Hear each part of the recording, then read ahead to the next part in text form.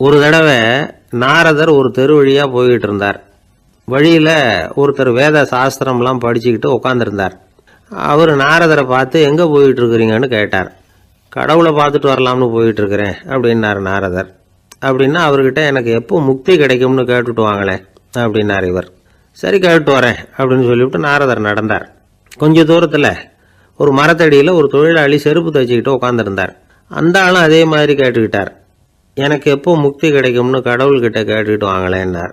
அவர்கிட்டையும் சரின்னு சொல்லிவிட்டு நாரதர் நேராக வைகுண்டத்துக்கு வந்து சேர்ந்தார். கடவுளை பார்த்தார். இவங்க 2 பேரும் சொல்லி அனுப்பின விஷயத்தை பற்றி கேட்டார். அதுக்கு கடவுள் சொன்னார், அந்த செருப்பு தைக்கிற தொழிலாளி உடல் நீத்ததும் உடனே என்னை வந்து அடைவான். ஆனால் அந்த சாஸ்திரம் படித்த ஆள் இப்போதைக்கு என்கிட்ட வந்து சேரமாட்டான். அவன் இன்னமும் பல பிறவிகள் எடுத்து அங்கேயே இருக்க வேண்டி இருக்குது. எப்போ இங்கே வந்து சேருவான்னு எனக்கே தெரியாது அப்படின்னார். நாரதருக்கு இதோட ரகசியம் என்னங்கிறது புரியல. எனக்கு ஒன்றும் புரியலையேன்னாரான் கடவுள்கிட்ட. சீக்கிரம் புரிஞ்சுக்குவேன், நீ திரும்பி போகிறப்போ நான் இங்கே வைகுண்டத்தில் என்ன செஞ்சுக்கிட்டு இருக்கேன்னு கேட்டால் ஒரு ஊசியின் துவாரத்தில் ஒரு யானையை கோத்துக்கிட்டு இருக்கிறேன்னு அவங்கக்கிட்ட சொல்லு அப்படின்னார் கடவுள் சிரிச்சுக்கிட்டே. நாரதர் பூமிக்கு திரும்பினார். கடவுளை பார்த்தீங்களா எப்படி இருக்கார் அப்படின்னு விசாரித்தார். வேத சாஸ்திரம் படித்தவர். ஓ பகவானா, அவர் யானையை ஊசியின் காதில் நுழைச்சிக்கிட்டு இருக்கிறார் பார்த்தேன்னார் நாரதர். ஊசி காதில் யானையா? அது எப்படி முடியும்? நீங்கள் சொல்கிறத நான் நம்ப மாட்டேன்னு விட்டார் அவர். சரி, இந்த ஆளுக்கு இறைவன் பேரில் நம்பிக்கை இல்லை அப்படிங்கிறத நாரதர் புரிஞ்சுக்கிட்டார். அடுத்தபடியாக அந்த தொழிலாளி இருந்த இடத்துக்கு போனார். இறைவனை பார்த்தீங்களான்னு கேட்டார் அவர். பார்த்தேன், ஒரு ஊசி துவாரத்தில் யானையை கோத்துக்கிட்டு இருந்தார் அப்படின்னு சொல்லிவிட்டு நாரதர் அந்த ஆள் முகத்தை கவனித்தார். அந்த தொழிலாளி இதை கேட்டுட்டு கொஞ்சம் கூட ஆச்சரியப்படலை. அவரால் முடியாத காரியம் கூட உண்டானார். என்ன இப்படி சொல்கிற? ஊசியின் துவாரத்தில் யானையை கோக்க முடியும்னு நீ நம்புறியா அப்படின்னு கேட்டார் நாரதர். நிச்சயமாக நம்புகிறேன்னார் அவர். அது எப்படி அப்படின்னு கேட்டார் இவர். இதை பாருங்கள், நான் இந்த ஆலமரத்தடியில் தான் தினமும் உட்காந்துருக்கிறேன். தினமும் இந்த மரத்திலிருந்து எவ்வளவோ பழம் கீழே விழுது. இந்த பழத்தில் இருக்கிற ஒவ்வொரு விதையிலேயும் உள்ள ஒரு ஆலமரம் இருக்குது. ஒரு சின்ன விதைக்குள்ள ஒரு பெரிய ஆலமரம் இருக்க முடியுங்கிறப்ப ஊசி துவாரத்தில் கடவுள் யானையை நுழைய வச்சாருங்கிறத ஒத்துக்கிறதுல என்ன கஷ்டம் இருக்கு அப்படின்னு ரொம்ப சர்வசாதாரணமாக பதில் சொன்னாராம் அந்த தொழிலாளி. நாரதர் யோசனை பண்ணார். இந்த தொழிலாளி வேத சாஸ்திரங்களையெல்லாம் படிக்கலைன்னா கூட அறிவுபூர்வமாக சிந்திச்சு இறைவனை நம்புகிறான். அதனால தான் கடவுள் இந்த ஆளுக்கு சீக்கிரம் முக்தி கிடைக்கும்னு சொன்னார் அப்படிங்கிறத புரிஞ்சுக்கிட்டாராம். இந்த கதையில் வர்ற கடவுள், நாரதர், வைகுண்டம் இதெல்லாம் ஒரு பக்கம் இருக்கட்டும், ஒரு சின்ன விதைக்குள்ள ஒரு பெரிய ஆலமரம் தூங்கிக்கிட்டு இருக்கு அப்படிங்கிற உண்மை, அந்தரத்தில் 1000 கிரகங்கள் சுற்றிக்கிட்டு இருக்குங்கிற உண்மை, இதெல்லாம் நாம் பார்த்துக்கிட்டு தானே இருக்கிறோம். இந்த உண்மைகள் அதிசயமாக நமக்கு தெரியறதுனால அதை நம்பாமல் இருந்துட முடியாது. இயற்கையை பரிபூர்ணமாக நம்புங்கள், அந்த நம்பிக்கையே நம்ம வாழ்க்கைக்கு ஆதாரம் அப்படிங்கிறத விளக்கறதுக்காக தான் இந்த கதை. இந்த காலத்தில் நம்ம பிள்ளைங்களுக்கெல்லாம் இது மாதிரி நம்பிக்கை அதிகமாகவே இருக்குது. ஒரு நாள் ஒரு சின்ன பையன்கிட்ட கேட்டேன், ஏன்பா கடவுள் ஒரு பானைக்குள்ளே ஒரு யானையை நுழைய வச்சுட்டாருன்னு சொன்னால் அதை நீ நம்புவியா அப்படின்னு கேட்டோம். நம்புவேன் சார், அது ஒன்றும் பெரிய அதிசயம் இல்லைன்னா. எப்படிறான்னு கேட்டோம். எப்படின்னா அந்த பானை அந்த யானையை விட பெருசாக இருந்திருக்கும், அவ்வளவுதான் அப்படின்னு சொல்கிறான்.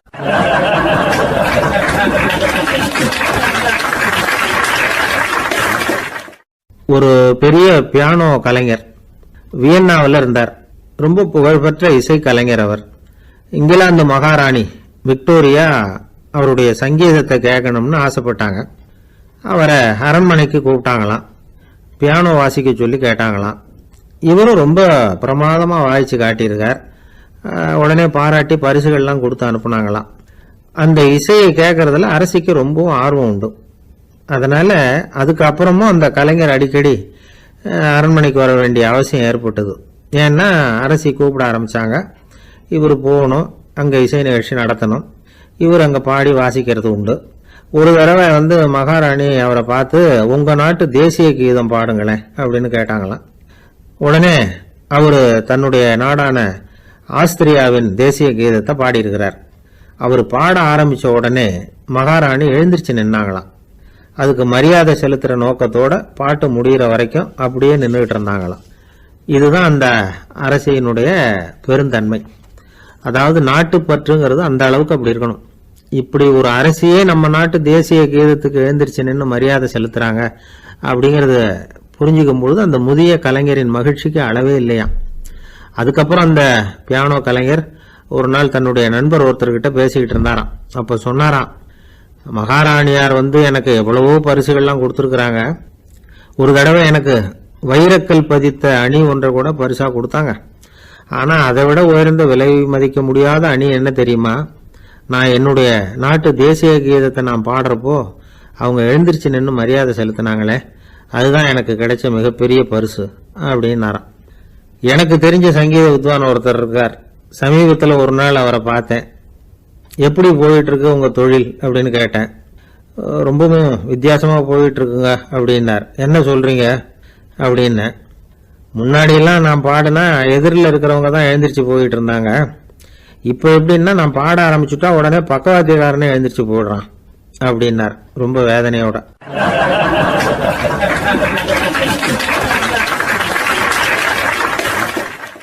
ஒரு ராஜா ஊரெல்லாம் சுத்தி பார்த்துட்டு வரலாம்னு ஒரு நாள் புறப்பட்டு போனார். ஒரு இடத்துல தறி நெசவு வேலை ரொம்ப மும்முரமா நடந்துகிட்டு இருந்தது. ஒரு பெரியவர் தறியால் நெசவு வேலை செஞ்சுக்கிட்டு இருந்தார். பக்கத்துல ஒரு அழகான பொண்ணு உட்காந்து நூலை சுத்திக்கிட்டு இருக்குது. ராஜா அந்த பெரியவரை பார்த்து யார் இந்த பொண்ணுன்னு விசாரிச்சார். ராஜா அப்படி கேட்டதும் அவருக்கு ரொம்ப பெருமையா போயிட்டுது. ஏன்னா உட்காந்துருந்தது அவரோட மகள். அரசே, இது என்னுடைய மகள். இவ வேகமா நூல் தெரிக்கக்கூடியவள். வைக்கோல் எடுத்து இவ தெரிச்சா கூட அது எல்லாம் பவுனிழையா வெளியில வரும் அப்படின்னு ஒரு ராசி இவளுக்கு அப்படின்னு ரொம்ப பெருமையா ராஜா கிட்ட சொன்னார். ராஜா இதை கேட்டதும் அசந்துட்டார். அப்படியா, இவ்வளவு அழகும் சாமர்த்தியமும் உள்ள இந்த பொண்ணு என்னோட வரட்டுமே, இவளை என் மருமகளை ஆக்கிக்கிறேன் அப்படின்னார் ராஜா. அந்த பெரியவருக்கு ஒன்றும் புரியல. ஏதோ கொஞ்சம் பெருமையா சொல்ல போக அது இப்படி ஆயிட்டுதே அப்படின்னு கவலைப்பட்டார். இருந்தாலும் ராஜா பேச்ச தட்ட முடியுமா, மகளை அனுப்பி வச்சுட்டார். ராஜா அந்த பொண்ணை அரண்மனைக்கு அழைச்சிட்டு வந்தார். அங்கே ஒரு அறையில் வச்சு பூட்டி விட்டார். அந்த ரூமு நிறைய வைக்கோலை கொண்டாந்து போட்டு அடைச்சாங்க. 3 ராட்டைகள் வேற வச்சுருந்தாங்க. நாளைக்கு பொழுது விடியறதுக்குள்ளே நீ இந்த வைக்கோலை எல்லாம் தங்க இழைகளாக மாற்றி காட்டணும். நாளைக்கு காலம்புறம் நான் இந்த அறை கதவை திறப்பேன். உன் தகப்பன் சொன்னது மாதிரி எல்லாம் தங்கமாக மாறி இருக்கணும், இல்லைன்னா நீ உயிர் தப்ப முடியாது அப்படின்னு உத்தரவு போட்டார். பாவம் அந்த பொண்ணு என்ன பண்ணும், பகல் பூரா அழுதுகிட்டே உட்காந்துருக்குது. ராத்திரி பூராவும் தூக்கம் வரல. மறுநாள் அதிகாலை நேரத்தில் யாரோ கதவை தட்டுற சத்தம் கேட்டுது. பயந்துகிட்டே கதவை திறக்கிறா. திறந்து பார்த்தா வெளியில 3 அவலட்சணமான பெண்கள்.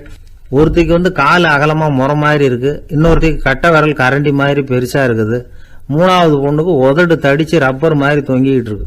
யார் நீங்க, உங்களுக்கு என்ன வேணும் அப்படின்னு கேக்குது இந்த பொண்ணு. நாங்க உங்களுக்கு உதவி செய்யறதுக்கு தான் வந்திருக்கிறோம் அப்படின்னு சொல்லி உள்ள வந்தாங்க. உட்கார்ந்தாங்க. கொஞ்ச நேரத்துக்குள்ள உள்ள இருந்த வைக்கோலையெல்லாம் தங்க இழைகளா மாத்தி கொடுத்துட்டு போயிட்டாங்க. காலையில ராஜா வந்தார், பார்த்தார். ஆகா பேஷுனார். இன்னும் கொஞ்சம் வைக்கோலை கொண்டாந்து அந்த ரூம்ல போட சொன்னார். இந்த வைக்கோலையும் இன்னைக்கு தங்கமா மாத்தி விடு, நாளைக்கு மறுநாள் உனக்கும் இளவரசனுக்கும் கல்யாணம்னு சொல்லிவிட்டார். இன்னைக்கு ராத்திரி அந்த 3 பொண்ணுங்களும் வந்தாங்க. வைக்கோலை பொண்ணு இழைகளா மாத்தினாங்க, புறப்பட்டாங்க. இந்த பொண்ணு அவங்க காலில் விழுந்து வணங்கினா. என் உசுரை காப்பாத்தினீங்க, உங்களுக்கு நான் என்ன கைமாறு செய்ய போறேன் அப்படின்னா. பயப்படாத, நீ விரும்பினா எங்களுக்கு ஒரு உதவி செய்யலாம். உன்னுடைய கல்யாணத்துக்கு நாங்கள் 3 பேரும் வரோம். நீ எங்களை வரவேற்று ராஜா கிட்டையும் இளவரசர்கிட்டையும் நாங்கள் உன்னோட பெரியப்பா பொண்ணுங்கன்னு சொல்லி அறிமுகப்படுத்தி வை, நாங்கள் விருந்து சாப்பிட்டுட்டு போயிடுறோம் அப்படின்னாங்க. ரொம்பவும் சந்தோஷமா சரின்னு ஒத்துக்கிட்டா. கல்யாண நாள் வந்தது. கல்யாணம் ரொம்ப கோலாகலமாக நடந்துகிட்டு இருக்கு. எல்லா தேசத்து ராஜா ராணிகளும் வந்துகிட்டு இருக்கிறாங்க. அந்த 3 அவலட்சணமான பொண்ணுங்களும் சேர்ந்தாங்க. யார் இவங்கன்னு கேட்டார் ராஜா. என் பெரியப்பா பொண்ணுங்க அப்படின்னு அந்த பொண்ணு. காலும் உதடும் கட்டை விரலும் ஏன் இப்படி உங்களுக்கு அவலட்சணம் ஆயிட்டுது அப்படின்னு கேட்டார். அதுக்கு அந்த பொண்ணுங்க பதில் சொன்னாங்க. என்ன செய்யறது, ஓயாம வைக்கோலை நூற்று ஒருத்தியோட கட்டை விரல் அப்படி கரண்டி மாதிரி ஆயிட்டுது. நாக்கில் தொட்டு தொட்டு திரிச்சதுனால ஒருத்தியோட உதடு அப்படி ஆயிட்டுது. காலால கட்டையை அழுத்தி அழுத்தி தறி போட்டதுனால இன்னொருத்தையோட கால் அப்படி ஆயிட்டுது. உங்க மருமகளா வந்திருக்கிற இந்த பொண்ணு அந்த 3ஐயுமே செய்ய தெரிஞ்சவ தான். என்ன ஆக போதும் இன்னும் கொஞ்ச நாள்ல அப்படின்னாங்க. அவ்வளவுதான். ராஜா பயந்துட்டார். அம்மா, இன்னையிலிருந்து நீ இளவரசனின் மனைவி. நீ எப்பவும் அழகா இருக்கணும். அதனால நீ இனிமே வைக்கோலை திரிக்கவே கூடாது அப்படின்னு உத்தரவு போட்டார். அவளை இக்கட்டான சூழ்நிலையிலிருந்து காப்பாத்தின அந்த 3 பொண்ணுங்களும் சந்தோஷமா திரும்பி போயிட்டாங்களாம். சுவாமி சின்மயானந்தர் இந்த கதையை சொல்லியிருக்கிறார். தன்னலம் மறந்து சுயலாபத்தை தியாகம் செய்யறது வைக்கோல்ல இருந்து தங்க இழைய நூக்கிறது மாதிரி அப்படிங்கிறார் அவர். அது இருக்கட்டும், இப்ப நம்ம கதைக்கு வருவோம். ஒரு ராஜா தன்னோட மகனுக்கு சுயவரம் நடத்தினார். எல்லா தேசத்திலிருந்தும் ராஜகுமாரர்கள் வந்திருந்தாங்க. ராஜகுமாரியை கல்யாணம் பண்ணிக்கலாம்ங்கிற ஆசையில் சுயம்பர மண்டபத்திலிருந்து எல்லா ராஜகுமாரர்களும் அலறி அடிச்சுக்கிட்டு வெளியில் ஓடி வந்துகிட்டு இருக்கிறாங்களாம். ஏன் இப்படி எல்லாரும் மிரண்டு போய் ஓடி வர்றாங்கன்னு கேட்டார் ஒருத்தர். அதுக்கு இன்னொருத்தர் விவரம் சொன்னார். ராஜகுமாரியை இன்னைக்கு தான் அவங்க நேரில் பார்த்தாங்களாம், அதுதான் அப்படி ஓடி வந்துகிட்டு இருக்கிறாங்க அப்படின்னார்.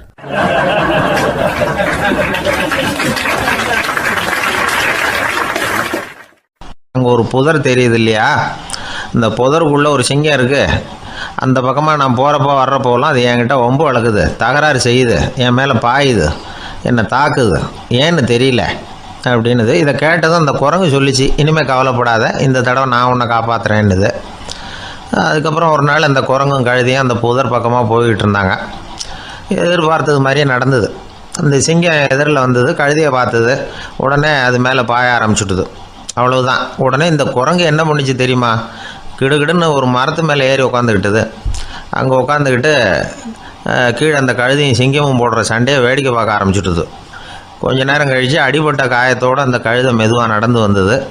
குரங்கும் மெல்ல மரத்தை விட்டு கீழே இறங்குச்சு. இப்போ கழுதை கேட்டுது, என்னை காப்பாற்றுறேன்னு சொல்லிவிட்டு காலவாரி விட்டுட்டியே, நீ பாட்டுக்கு மரத்து மேலே ஏறி உட்காந்துக்கிட்டே, அது நியாயமானது. குரங்கு பரிதாபமாக அதை பார்த்துது. நான் மரத்து மேலே இருந்து நீங்கள் 2 பேரும் சண்டை போட்டதை பார்த்துக்கிட்டு தான் இருந்தேன். உன்னோட சத்தம் தான் அதிகமாக இருந்தது, அது நீ சிரிக்கிற மாதிரி எனக்கு கேட்டுது, அதனால் நீ தான் ஜெயிச்சுக்கிட்டு இருக்க போல இருக்கு அப்படின்னு நினச்சிவிட்டேன்னது.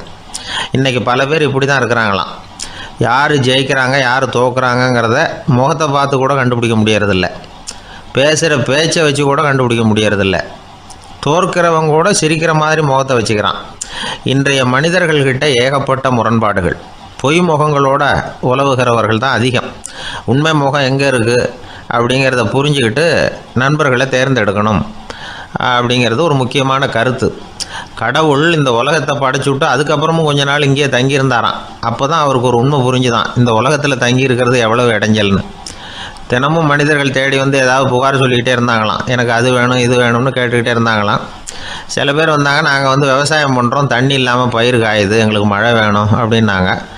அவங்க போனதும் அதுக்கப்புறம் சில பேர் வந்தாங்க, நாங்கள் மண்பானை செய்கிறவங்க, நிறைய பானை செஞ்சு வச்சுருக்குறோம், மழை பெஞ்சால் எல்லாம் கரைஞ்சி வீணாக போயிடும், அதனால் இன்றைக்கி மழை பெய்யக்கூடாதுன்னாங்க. கடவுள் பார்த்தார், அவருக்கு என்ன பண்ணுறதுன்னே தெரியல, ஏகப்பட்ட குழப்பம், தலையை பிச்சுக்கலாம் போல் இருந்தது, கிட்டத்தட்ட பைத்தியம் பிடிக்கிற அளவுக்கு ஆகிட்டுது. எல்லாருடைய ஆசைகளையும் அவரால் நிறைவேற்ற முடியல, ஏன்னா ஒன்றுக்கு ஒன்று முரண்பாடாக இருந்தது. ஒரு நாள் தன்னுடைய அமைச்சரவையை கூட்டி ஆலோசனை கேட்டார். என்ன செய்யலான்னு சொல்லுங்கன்னார். இது என்ன பிரமாதம், பேசாமல் இமயமலை அடிவாரத்தில் போய் உட்காந்துங்க, யாரும் தொந்தரவு பண்ண மாட்டாங்கன்னாங்க. அங்கேயும் மனிதர்கள் வர ஆரம்பிச்சுருவாங்களேன்னார் கடவுள். சரி அப்படின்னா சந்திரனில் போயிருந்துக்கலாமேன்னாங்க. அங்கேயும் மனுஷன் குடி வர போகிறான் அப்படின்னார் கடவுள். வெகு தூரத்துக்கு அப்பால் உள்ள நட்சத்திர மண்டலத்துக்கு போயிடலான்னாங்க. இதெல்லாம் நிரந்தர தீர்வாகாது, நிரந்தரமாக இந்த மனிதனுடைய தொல்லையிலேருந்து நான் விடுபடணும், அதுக்கு ஏதாவது வழி சொல்லுங்கன்னார் கடவுள். ஒரு வயசான ஆள் வந்தார். கடவுளுக்கு காதோட காதாக ஒரு வழியை சொன்னார். கடவுளுக்கு முகம் மலர்ந்தது. அதுதான் சரி, அப்படியே செஞ்சுடலான்னார். அந்த ஆள் சொன்ன ரகசியம் என்ன தெரியுமா, மனிதனால் அடைய முடியாத ஒரு இடம் இருக்குது, அது வேறு எங்கேயும் இல்லை, அவனுக்கு உள்ளே இருக்குது, அங்கே போய் மறைஞ்சிங்க, அதுக்கப்புறம் மனிதர்களால் உங்களுக்கு தொந்தரவு இருக்காதுன்னார். மனிதன் நினைக்காத இடம் அதுதான். அதாவது உள்ளுக்குள்ளே இருக்கிற உண்மையை புரிஞ்சிக்காம வெளியில் எங்கேயோ அது இருக்கிறதாக நினச்சி வரட்டிக்கிட்டு அலையிறான் மனுஷன். உள்ளே இருக்கிற உண்மை புரிஞ்சால் நாம் தன்னம்பிக்கையோடு தலை நிமிர்ந்து வாழலாம். வேடிக்கையாக ஒரு கதை சொல்லுவாங்க, இதை பாருங்கள், நம்ம பையன் எங்கே பணம் வச்சாலும் எடுத்து விட்றான், என்ன பண்ணுறதுன்னாங்க அம்மா. அப்பா கொஞ்சம் நேரம் யோசனை பண்ணார். அதுக்கப்புறம் சொன்னார், அவன் கண்ணில் படாத இடமா, நம்ம வீட்டில் இருக்கிறது ஒரே இடம்தான், அங்கே பணத்தை வை திருட்டு போகாதுன்னார். அது எந்த இடம்னு கேட்டாங்க. அதுதான் அவன் பாட புஸ்தகம், அதில் வச்சிரு, அவன் தொடவே மாட்டான், பாட புத்தகத்தை தொடாமல் பரீட்சையில் வெற்றி பெற முடியாது அப்படிங்கிறத புரிஞ்சுக்கணும்.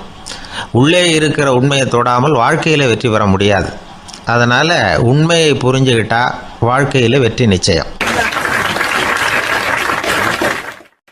ஜெருசலேம் அங்கே உள்ள ஒரு தேவாலயம், அதில் உள்ள பலிபீடத்தின் முன்னாடி ஒரு பெட்டி உண்டு, அது காணிக்கை பெட்டி. ஆலயத்துக்கு வர்றவங்க பிரார்த்தனை பண்ணிவிட்டு திரும்பி போகிற சமயத்தில் அந்த பெட்டியில் காணிக்கை போடுவாங்க. அவங்களால எவ்வளவு முடியுமோ அவ்வளவு போடுறது வழக்கம். அவங்கவுங்க வசதிக்கு தகுந்த மாதிரி போடுவாங்க. வசதி உள்ளவங்களாக இருந்தாலும் சரி, வசதியே இல்லாத வறியவர்களாக இருந்தாலும் சரி, ஆலய காணிக்கை பெட்டியில் காசு போடுறது அவங்களுக்கு ரொம்ப பெருமையான ஒரு செயல். ஒரு சமயம் இயேசு தம்முடைய சீடர்களோடு அந்த ஆலயத்துக்கு வரார். அங்கே உட்காந்து ரொம்ப நேரம் வழிபாடு பண்ணிகிட்டு இருக்கிறார். சீடர்களும் அந்த ஜபத்தில் கலந்துக்கிட்டாங்க. வழிபாடு முடிஞ்சுது. இயேசு உட்காந்துருக்கிறார். காணிக்கை பெட்டியில் காசு போடுறவங்கள கவனிக்கிறார். சீடர்களும் அதையே கவனிச்சுக்கிட்டு இருக்கிறாங்க. ரொம்ப பேர் வரிசையாக வந்தாங்க. அவங்களால முடிஞ்ச அளவுக்கு காசு போட்டுட்டு அவங்க பாட்டுக்கு போய்கிட்டு இருக்கிறாங்க. வசதியானவங்க நிறைய பேர் வந்தாங்க. அதுக்கு மத்தியில் வயசான ஒரு அம்மா, அவங்களும் வந்து காசு போட்டுட்டு போகிறாங்க. இப்போ இயேசு தன்னுடைய சீடர்கள் பக்கம் திரும்பினார். ஒரு கேள்வி கேட்டார். இப்போ இந்த காணிக்கை பெட்டியில் நிறைய பேர் வந்து காசு போட்டுட்டு போகிறத நீங்கள் கவனிச்சிங்க. இன்றைக்கி இந்த காணிக்கை பெட்டியில் ரொம்பவும் அதிகமாக காசு போட்டது யார் அப்படின்னு கேட்டார். முதல்ல வந்தார் ஒரு பெரிய மனுஷன், அவர் தான் அதிகமாக போட்டார் அப்படின்னார் ஒருத்தர். மூணாவதாக வந்தவர் தான் அதிகமாக போட்டார், நான் கவனித்தேன் அப்படின்னாரு இன்னொருத்தர். இப்படி ஆளுக்கு ஒரு விதமாக சொல்கிறாங்க. கடைசியாக இயேசு சொன்னாராம், இன்றைக்கு அந்த பெட்டியில் அதிகமாக காசு போட்டவங்க அந்த வயசான அம்மா தான் அப்படின்னாராம். சீடர்களுக்கு ஒன்றும் புரியல. அந்த அம்மா ரொம்பவும் ஏழையாச்சே, அவங்க எப்படி அதிகமாக காணிக்கை செலுத்த முடியும் அப்படிங்கிறது அவங்க சந்தேகம். இயேசு விளக்குனார். நிறைய பேர் வந்தாங்க, நிறையவே காசுகள் போட்டாங்க, அது உண்மைதான். ஆனால் அந்த அம்மா என்ன பண்ணாங்க கவனிச்சிங்களா? வந்தாங்க, தன்னுடைய காசு பையை திறந்தாங்க, அப்படியே கொட்டுனாங்க. அதில் இருந்தது 2 காசுகள் தான். அந்த 2 காசும் காணிக்கை பெட்டியில் விழுந்துட்டுது. மற்றவங்கள்லாம் தங்கள்கிட்ட இருந்த செல்வத்தின் ஒரு சிறு பகுதியை எடுத்து பெட்டியில் போட்டாங்க. ஆனால் இந்த அம்மா தன்கிட்ட என்ன இருந்ததோ அதை அப்படியே போட்டுட்டாங்க. தன்னுடைய பிழைப்புக்காக வச்சுருந்த அவ்வளவையும் இழக்கிறதுக்கு தயாராகிட்டாங்க. அவ்வளவு தாராள மனசு அவங்களுக்கு. அதனால் அவங்க செலுத்தின காணிக்கை தான் அளவில் அதிகம் அப்படின்னார். விலை மதிப்பில்லாத முத்து புதையல் ஒருத்தனுக்கு கிடைக்க போகுதுன்னு வச்சுக்கோங்க. அதன் மதிப்பை உணர்ந்தவன் என்ன பண்ணுவான்? அதை அடையிறதுக்காக தன்கிட்ட இருக்கிற எதையும் கொடுக்கறதுக்கு தயாராக இருப்பான் இல்லையா? அது மாதிரி தான் இதுவும் அப்படின்னார்.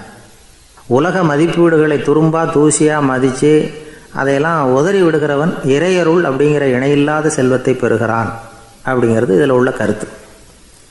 இறைவனுக்காக இழப்பதுன்னா துன்பப்படுகிறவர்களுக்காக, ஏழைகளுக்காக, ஏதுமற்றவர்களுக்காக இழப்பது அப்படின்னு அர்த்தம். உங்கள் அயலானுக்கு நீங்கள் என்ன உதவி செய்தாலும் அதை எனக்கே செய்கிறீர்கள் அப்படின்னு இயேசு சொல்லியிருக்கிறார். அடுத்தவங்களுக்கு உதவணுங்கிற குணம் இன்றைக்கி ரொம்ப குறைஞ்சி போச்சு.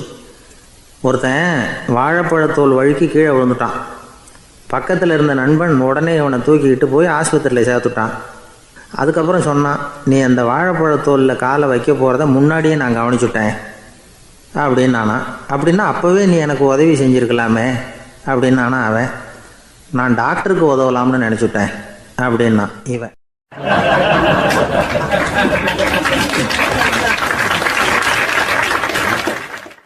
ஒரு ஊரில் ஒரு சித்தர் இருந்தார், சூஃபி சித்தர். அவர் ஞானம் பெற்ற ஒரு சித்தர். ஒரு நாள் அந்த நாட்டு மன்னன் அவரை பார்க்கறதுக்காக வந்தான். என்ன வேணும் உனக்குன்னு கேட்டார். நான் கடவுளை பார்க்கணும், அதுக்கு நீங்கள் தான் உதவி பண்ணணும் அப்படின்னா அவன். சித்தர் கொஞ்சம் யோசனை பண்ணார். சரி போயிட்டு நாளைக்கு வாடினார். அதே மாதிரி மன்னன் போயிட்டு அடுத்த நாள் வந்தான். இங்கே நீ என்னோட ஒரு வாரம் தங்கியிருக்க வேண்டியிருக்கும்னார். சரின்னா ஒரு பிச்சை பாத்திரத்தை தூக்கி கையில் கொடுத்தார். அவனுக்கு ஒன்றும் புரியல, இருந்தாலும் வாங்கிட்டான். வாங்கிட்டு இதை என்ன செய்யணும் அப்படின்னு கேட்டான். இதை ஒன்றும் செய்ய வேணாம், இதை எடுத்துக்கிட்டு பக்கத்தில் உள்ள கிராமங்களுக்கு போ, வீடு வீடாக பிச்சை எடுத்துக்கிட்டு வா. அப்படி வந்த பிறகு தான் உனக்கு சாப்பாடும் ஓய்வும் கிடைக்கும். ஒரு வாரம் அப்படி செய், அதுக்கப்புறம் 8வது நாள் நாம் கடவுளை பற்றி யோசிக்கலாம் அப்படின்னார். இப்படி இவர் சொன்னதை கேட்டதும் அந்த அரசனுக்கு அதிர்ச்சி ஆயிட்டுது. ஒரு மாதிரி ஆயிட்டான். தன்னுடைய சொந்த நாட்டில் சொந்த குடிமக்கள்கிட்ட போய் பிச்சை எடுக்கிறதா அப்படின்னு யோசனை பண்ணி பார்த்தான். அதுக்கப்புறம் மெதுவாக அவன் அந்த சித்தரை பார்த்தான். ஐயா, சொந்த நாட்டிலேயே பிச்சை எடுக்கிறதுன்னா எனக்கு ஒரு மாதிரியாக இருக்குது, வெக்கமாக இருக்குது. நான் வேணும்னா வெளி தேசத்தில் எங்கேயாவது போய் பிச்சை எடுக்கவா அப்படின்னு கேட்டான். இதுக்கு அந்த சித்தர் ஒரு சம்மதிக்கலை. இதை பாரு, உன்னால் பிச்சை எடுக்க முடியலன்னா பேசாமல் திரும்பி அரண்மனைக்கே போயிடு. அதுக்கப்புறம் கடவுளை பற்றியெல்லாம் பேசுறதுக்கு என்னை தேடிட்டு வரக்கூடாது அப்படின்னு விட்டார். மன்னன் தயங்கினான். இருந்தாலும் மனசை சரி பண்ணிட்டு சம்மதிச்சான். சரிங்க, ஒரு வாரம் இங்கே தங்குறேன், நீங்கள் சொல்கிறது மாதிரி பக்கத்து கிராமங்களுக்கு போகிறேன், வீடு வீடாக பிச்சை எடுக்கிறேன், வர்றேன் அப்படின்னா. ஒரு வாரம் தெரு தெருவாக பிச்சை பாத்திரத்தோடு அலைஞ்சான். சொந்த ஊரில் சொந்த குடிமக்கள்கிட்ட பிச்சை எடுத்தான். 7 நாள் முடிஞ்சுது. 8வது நாள் அந்த சித்தர் மன்னனை கூப்பிட்டார். இப்படி வாழ்னார். வந்தான். இனிமே நீ கடவுளை பற்றி என்கிட்ட கேட்கலாம்னார். இனிமே கேட்கறதுக்கு ஒன்றுமே இல்லை சுவாமின்னா இவன். ஒரு வார காலம் பிச்சை எடுத்த பிறகு தான் கடவுளை காண முடியும் அப்படின்னு நான் கனவு கூட காணவில்லைன்னா. அப்படின்னா நீ பிச்சை எடுத்த காலத்தில் அப்படி என்னதான் நடந்தது அப்படின்னு கேட்டார் அவர். சுவாமி, ஒரு வார காலம் பிச்சை எடுத்ததில் என்னுடைய ஆணவம் அழிஞ்சுட்டுது. அது இப்போ இருக்கிற இடமே தெரியல. இப்போ அதை காணவே காணோம். பிச்சைக்காரனாக இருந்தப்போ பெற்றதை மன்னனாக இருக்கும்போது பெற முடியாதுங்கிறத புரிஞ்சுக்கிட்டேன் அப்படின்னா மன்னன். அடக்கம் பிறந்தவுடன் தெய்வீக கதவுகள் திறந்து கொள்ளுகின்றன அப்படிங்கிறார் ஓஷோ. நம்மால் ஒருத்தன் ஆணவம் அழியணுங்கிறதுக்காக ஒரு திருவோட்டை எடுத்துக்கிட்டு தெரு தெருவாக பிச்சை எடுக்க ஆரம்பித்தான். என்ன, தெய்வீக கதவுகள் திறந்துதா அப்படின்னு கேட்டார் ஒருத்தர். தெய்வீக கதவு திறக்கிறதுக்கு முன்னாடியே எங்கள் வீட்டு கதவு சாத்திக்கிட்டுதுன்னா. என்னடா சொல்கிறேன்னார். இனிமேல் வீட்டுக்குள்ளேயே வர வேணாம், இதையே தொழிலாக வச்சுக்கோ அப்படின்னு எங்கள் வீட்டில் சொல்லிவிட்டாங்க சார் அப்படின்னா.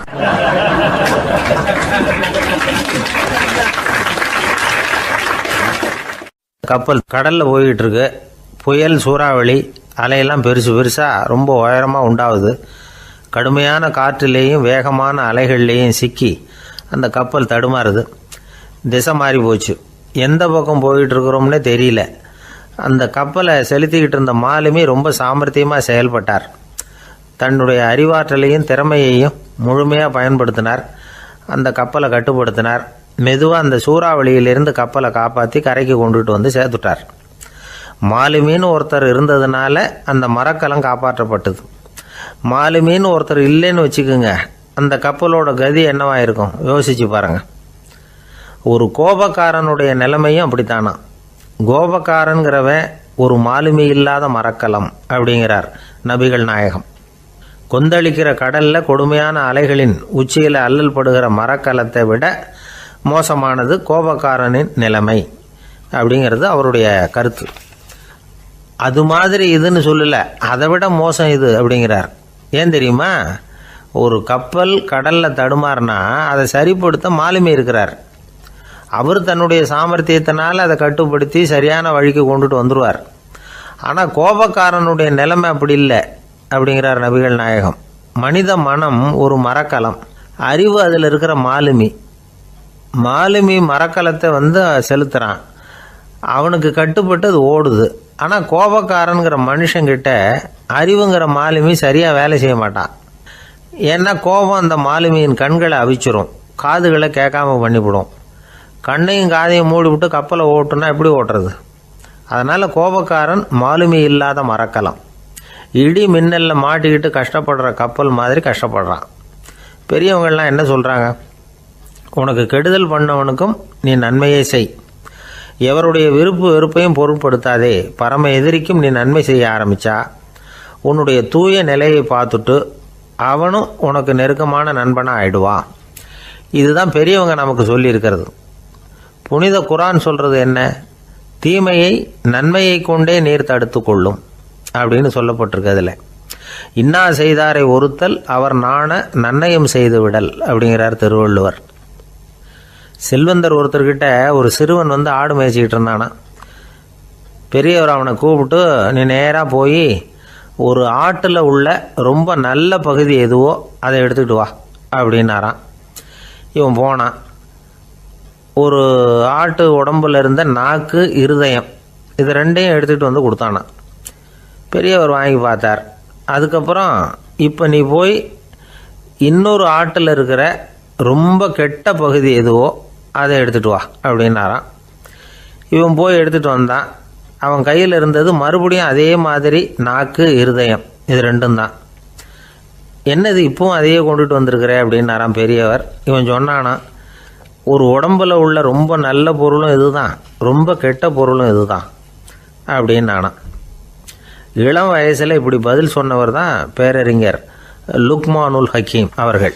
கோபப்படாமல் இருந்தால் இது ரெண்டும் நல்லா வேலை செய்யும், கோபப்பட்டால் இது ரெண்டும் மோசமாக வேலை செய்யும். அதை புரிஞ்சுக்கிறதுக்காகத்தான் இன்றைக்கி இந்த தகவல். கோபம் வந்துட்டால் நாம் என்ன செய்கிறோங்கிறது நமக்கே தெரியாது. ஒருத்தர் டாக்டர்கிட்ட போனார் அவசரமாக, டாக்டர் எனக்கு இப்போ கடுமையான கோப வெறி, எனக்கு கண்ணு மண்ணு ஒன்றும் புரியல, உடனடியாக அதை கட்டுப்படுத்தணும், உடனே இதுக்கு ஏதாவது ஒரு மாத்திரை கொடுங்க ப்ளீஸ் அப்படின்னார். அந்த டாக்டரும் உடனே ஒரு மாத்திரையை கொடுத்து இதை உடனே போடுங்க, நான் தண்ணி கொண்டுகிட்டு வரேன்னு உள்ளே போனார். தண்ணியோடு திரும்பி வந்தார். இவர் சொன்னார், டாக்டர் நீங்கள் கொடுத்த மாத்திரை ரொம்ப பெருசாக இருந்தது, இருந்தாலும் கஷ்டப்பட்டு முழுங்கிட்டேன்னார். டாக்டர் சந்தேகத்தோடு மேசையை பார்க்குறார். பார்த்தா மாத்திரை அங்கேயே இருக்குது, பேப்பர் வெயிட்டை காணலை.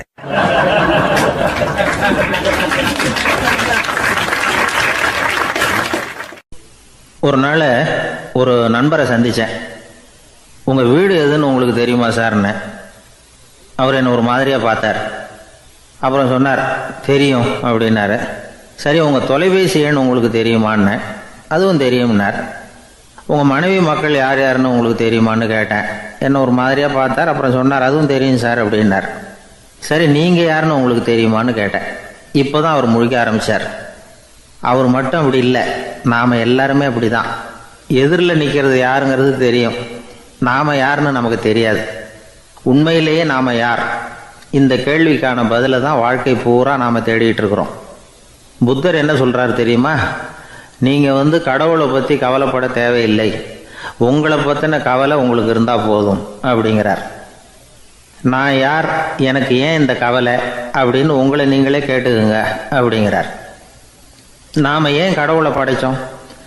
அது ஒரு நழுவல் முயற்சியாம், அதாவது தன்னிடமிருந்து தானே தப்பிக்கிற ஒரு முயற்சியாம்.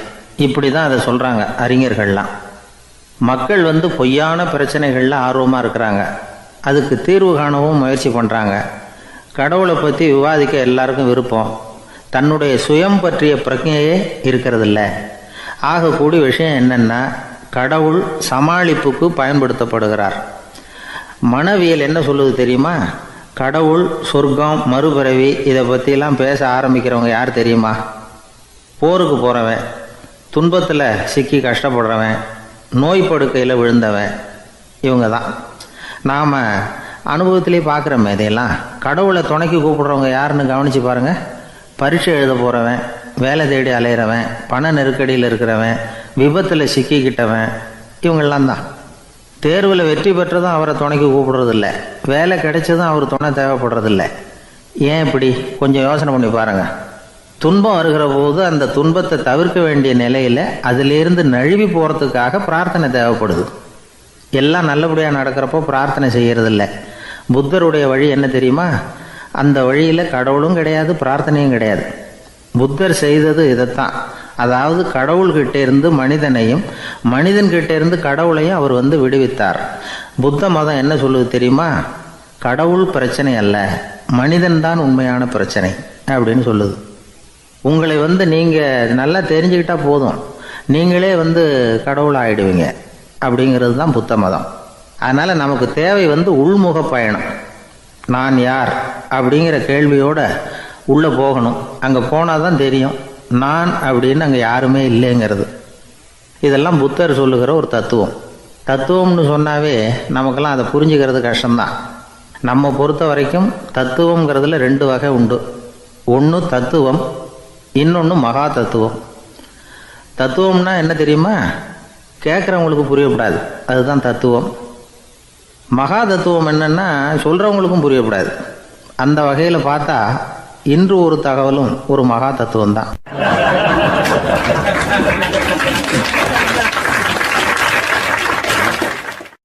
ரொம்ப பேருக்கு கூட்டத்தில் பேசுறதுன்னா பயம். நமக்கு ஒன்றும் தெரியாதுன்னு மற்றவங்க நினச்சிடக்கூடாதுங்கிற எண்ணம் தான் இதுக்கு காரணம். ரொம்ப முக்கியமான ஒரு கூட்டம்னா பயம் அதிகமாக இருக்கும். முக்கியமானவங்கள்லாம் வருவாங்களே, அவங்கெல்லாம் நம்மளை பற்றி மட்டமாக நினச்சிருவாங்களே அப்படிங்கிற பயம் வந்துடும். ஆனால் மேடை பேச்சுங்கிறது அவ்வளவு கடினமான ஒரு காரியம் இல்லைங்கிறாங்க அது சம்பந்தமான நிபுணர்கள். யாரும் பேச்சாளர் ஆகலாம், இது ஒன்றும் பெரிய கிஃப்ட்டு கிடையாது அப்படின்னு அவங்க சொல்கிறாங்க. நீங்கள் ஒரு சிறந்த பேச்சாளர் ஆகணுமா அப்படின்னா அதுக்குன்னு சில ஆலோசனைகளை சொல்லி வச்சுருக்கிறாங்க அனுபவசாலிகள். முதல் ஆலோசனை என்னென்னா, உங்கள் பேச்சு எளிமையாக இருக்கணும். ஏதாவது ஒரு கருத்து அல்லது 2 கருத்து சொன்னால் போதும். 20 அல்லது 30 கருத்துக்களை சொல்லிகிட்டே போகக்கூடாது. 2வது ஆலோசனை, நீங்கள் என்ன பேச போகிறீங்கிறது முதல்ல உங்களுக்கு நல்லா புரியணும். அதுக்கப்புறம் தான் அதை அடுத்தவங்களுக்கு புரிய வைக்க முடியும். எப்படி ஆரம்பிக்க போகிறோம், எந்த கருத்தை முக்கியமாக வலியுறுத்த போகிறோம், எப்படி முடிக்க போகிறோம் அப்படிங்கிறத முதல்ல நல்லா சிந்தித்து மனசில் வச்சுக்கணும். கடைசியாக என்ன சொல்கிறீங்களோ அதுதான் கேட்குறவங்க மனசில் நிற்கும். 3வது ஆலோசனை என்னென்னா, உங்கள் பேச்சு சுருக்கமாக இருக்கணும். ஒரு 15 நிமிஷம் பேசுகிறது ரொம்ப பொருத்தம். மணிக்கணக்கில் பேசிக்கிட்டு இருக்கிறது நல்லதில்லை. 4வது ஆலோசனை, நீங்கள் பேசுகிறது உண்மையாக இருக்கணும். உங்களுக்கு உண்மையான அனுபவங்கள் இருக்கும், அதை சொல்லலாம். உங்களுடைய உண்மையான அனுபவங்களை மற்றவங்களோட பகிர்ந்துக்கணும், அதுதான் முக்கியம். 5வது ஆலோசனை, ஆரம்பத்தில் கொஞ்ச நேரம் உங்களை பற்றியும் எதிரில் உள்ளவங்களை பற்றியும் சம்மந்தப்படுத்தி ஏதாவது பேசி ஒரு நெருக்கத்தை ஏற்படுத்திக்கணும். ஒவ்வொருத்தரும் இப்போ இவர் பேச போகிறது நம்ம சம்மந்தப்பட்டது அப்படின்னு நினைக்க ஆரம்பிச்சிருவாங்கல்ல, அதுக்கப்புறம் அவங்க கேட்க தயாராகிட்டாங்கன்னு அர்த்தம். எதிரில் உட்காந்துருக்கிற கூட்டத்திலேருந்து 3 பேரை தேர்ந்தெடுங்க. அதாவது வலது பக்கம் ஒருத்தர், நடுவில் ஒருத்தர், இடது பக்கம் ஒருத்தர். அதாவது உங்களை ரொம்ப கனிவாகவும் ஆர்வமாகவும் பார்க்குறவராக பார்த்து தேர்ந்தெடுத்துங்க மனசுக்குள்ளே. நீங்கள் பேசும்பொழுது என்ன பண்ணணும்னா, இவங்களை நேருக்கு நேராக மாறி மாறி பார்த்துக்கிட்டே பேசுனீங்கன்னா நீங்கள் ஏதோ ஒட்டுமொத்த கூட்டத்தையும் பார்த்து பேசுகிறதாக ஒரு உணர்வு அது ஏற்படுத்திவிடும். 6வது ஆலோசனை என்னென்னா, சொற்பொழிவுன்னா நீங்கள் பேசணும், படிக்கக்கூடாது. எழுதி படிக்கிறது நல்லா இருக்காது. குறிப்புகள் வேணும்னா வச்சுக்கலாம். படிக்கிறது பேப்பர்லேருந்து வர்றது மாதிரி இருக்கும், பேசுகிறது இதயத்திலேருந்து வர்றது மாதிரி இருக்கும். அப்புறம் 7வது ஆலோசனை சொல்கிறாங்க. அது என்னென்னா, மேடையில் ஏறி நின்ன உடனே இயல்பாக மூச்சை இழுத்து விட்டுங்க, இயல்பு நிலைக்கு வாங்க, அதுக்கப்புறம் இயல்பாக பேச ஆரம்பிக்கலாம் அப்படிங்கிறாங்க.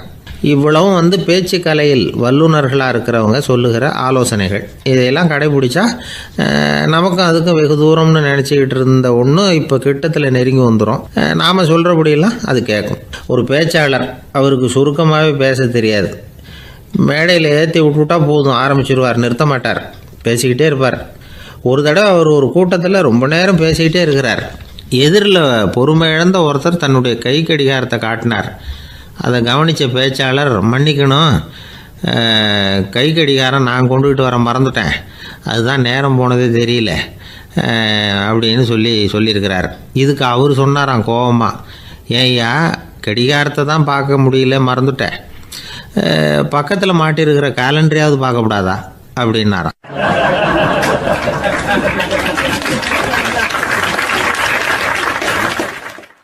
அர்ஜுனன் கேட்ட கேள்விக்கெல்லாம் பகவான் கண்ணன் பதில் சொன்னார்.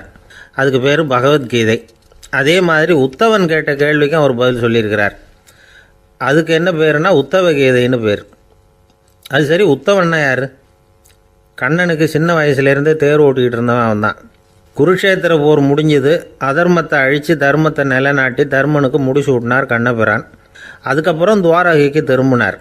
தான் வந்த காரியம் முடிஞ்சது, அதனால் இளமையிலிருந்தே தனக்கு தேரோட்டியாக இருந்து வந்த உத்தவனை கூப்பிட்டார். இந்த பாருப்பா, உனக்கு வேணுங்கிறத கேளுன்னார். அவன் தனக்குன்னு எதையும் கேட்குறதுக்கு ஆசைப்படலை. இருந்தாலும் கேள்வி கேட்குறதில் அவன் ரொம்ப கெட்டிக்காரன். அதனால் கேட்க ஆரம்பித்தான். பரந்தாமா, ராஜசூய யாகத்துக்கு தர்மனை கூப்பிட்டு தன்னுடைய அரண்மனையில் விருந்து வச்சான் துரியோதனை. அதுக்கப்புறம் சூதாட்டத்துக்கு கூப்பிட்டான். தர்மன் தோல்வி அடைகிற மாதிரி பண்ணிவிட்டான். நீங்கள் தான் முக்காலமும் உணர்ந்தவராச்சே, சூதாட்டத்தில் தர்மர் ஜெயிக்கிறது மாதிரி பண்ணியிருக்கக்கூடாதா? இந்த பகடக்காயை உருட்டுறப்போ நீங்கள் எதிர்பார்த்தது விழற மாதிரி பண்ணியிருக்கலாமே. சரி, அதுதான் இல்லை. வேடிக்கை பார்த்துக்கிட்டு இருந்த பீமன், அர்ஜுனன், நகுலன், சகாதேவன் இவங்களையும் பணையம் வச்சு ஆடுறப்போவாவது காப்பாற்றிருக்கலாம். அதையும் நீங்கள் செய்யலை. பாவம், அந்த அவல பொண்ணு, ஒன்றும் புரியாத ஒன்றும் தெரியாத அந்த உன்னுடைய சகோதரி திரௌபதி, அந்த பொண்ணை துச்சாதனன் இழுத்துக்கிட்டு துகில் உரிகிற கட்டத்தில் காப்பாற்றினியே. இது நியாயமா, முறையா, அறமா? இதுதான் உத்தவன் கேட்ட கேள்வி. இதுக்கு பரந்தாமன் பதில் சொல்கிறார். அப்படி கேள் உத்தவா, தருமனை துரியோதனன் சூதாட அழைக்கும் பொழுது என்ன சொன்னான் தெரியுமா? நான் பணையம் வைக்கிறேன், எனக்கு பதிலாக என்னுடைய மாமன் சகுனி பகடக்காய்களை உருட்டுவான்னு சொன்னான். உடனே தருமன் எனக்கு பதிலாக என்னுடைய மைத்துனன் கண்ணன் பகடக்காய்களை உருட்டுவான்னு சொல்லியிருக்கலாமே, அப்படி சொல்லலை. என்ன செஞ்சான் தெரியுமா? துரியோதனன் கூட சூதாட்டத்துக்கு சம்மதிச்சிட்டோம், கடவுளே இது என்னுடைய மைத்துனன் கண்ணபிரானுக்கு தெரியக்கூடாது அப்படின்னு வேண்டிக்கிட்டான். இதனால் தருமன் எனக்கு மனசால் தடை போட்டுட்டான். அதனால் அரண்மனைக்கு வெளியிலேயே என்னை கூப்பிடுவாங்கன்னு நான் காத்துக்கிட்டு இருந்தேன். பீமன், அர்ஜுனன், நகுலன், சகாதேவன், திரௌபதி இவங்களை பணையம் வச்சு ஆடுறப்போவாவது கூப்பிடுவாங்கன்னு பார்த்தேன். அப்பவும் அவங்க என்னை கூப்பிடலன்னு நினைக்கல. திரௌபதியை துச்சாதனன் கூந்தலை பிடிச்சி இழுக்கிறான். அப்போ கூட அவள் தன்னுடைய உடல் பலத்தால் தடுக்கிறதுக்கு முயற்சி பண்ணாலே தவிர என்ன நினைக்கல. துரியோதனன் சபைக்கு இழுத்து செல்லப்பட்ட திரௌபதி அறநூல்களையும் அரச நீதிகளையும் சொல்லிக்கிட்டு இருந்தாலே தவிர என்ன நினச்சே பார்க்கலை. துகில் உரிகிற கட்டத்தில் தான் ஹரி ஹரி கண்ணா பறந்தாமன்னு கூப்பிட்டா. அதனால தான் அப்போ போய் நான் காப்பாற்றினேன் அப்படின்னா பறந்தாமன். அப்படின்னா நீ அழைச்சாதான் போவியா, நீயா போக மாட்டியா அப்படின்னு கேட்குறான் உத்தவன். ஆமாம், நான் கூப்பிட்டா தான் போவேன். மனிதர்கள் செய்யக்கூடிய செயல்களையெல்லாம் அவங்கவுங்க போக்கிலேயே விட்டுட்டு வேடிக்கை பார்த்துக்கிட்டு இருப்பேன். நான் குறுக்கிட்டு ஒன்றுமே செய்ய மாட்டேன் அப்படின்னா பறந்தாமன். மனுஷன் தவறு பண்ணுனா திருத்த மாட்டியா, சும்மா பார்த்துக்கிட்டு தான் உட்காந்துருப்பியா அப்படின்னு கேட்குறான் உத்தவன். நான் மனுஷனுடைய உள்ளத்தில் இருக்கிறப்போ என் எதிரில் மனுஷன் தவறு பண்ண மாட்டான் அப்படின்னு ஆனா கண்ணன். அதாவது யார் நினைக்கிறாங்களோ அவங்க உள்ளத்துலலாம் அவன் இருக்கிறான். அப்படி இருக்கிறப்போ தவறு செய்ய மனுஷன் அஞ்சுவான். இதுதான் உத்தவ கீதைங்கிறது. இந்த காலத்துலேயும் சில பேர் பகவான் மாதிரி அடுத்தவங்க கஷ்டப்படுறத வேடிக்கை பார்த்துக்கிட்டு இருக்கிறது உண்டு. அன்றைக்கி அப்படித்தான் நடுத்தெருவில் ஒரு திருடனை பிடிச்சி எல்லாரும் சேர்ந்து அடிச்சுக்கிட்டு இருக்கிறாங்க. ஒரு ஆள் மட்டும் தள்ளி நின்று அதை வேடிக்கை பார்த்துக்கிட்டு இருக்கான். பார்த்துக்கிட்டு சிரிச்சுக்கிட்டு இருக்கிறான். என்ன சார் இது, பாவம் அந்த ஆளை போட்டு அப்படி அடிக்கிறாங்களே அப்படின்னும். அடிக்கட்டும் சார், அவன் அடி வாங்க வேண்டிய ஆள் தான் அப்படின்னா அவன்.